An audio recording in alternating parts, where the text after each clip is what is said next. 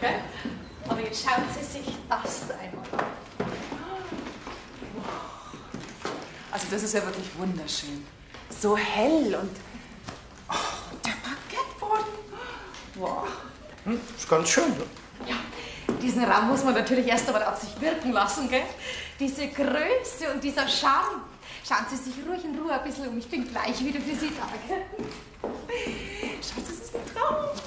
Also ich muss ehrlich sagen, es macht wirklich was her. Also hier würde ich mal den Fernseher platzieren. Okay. Und da drüben, da wäre es eigentlich ideal für so...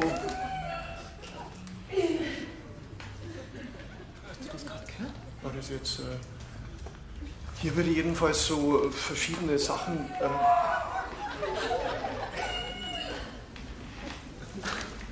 Ist jetzt nicht wahr, oder?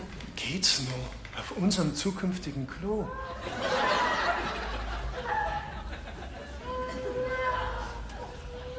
Also Spatzel, das ist mir jetzt einer zu viel. Also das brauche ich wirklich nicht. Sorry, das geht ja gar nicht.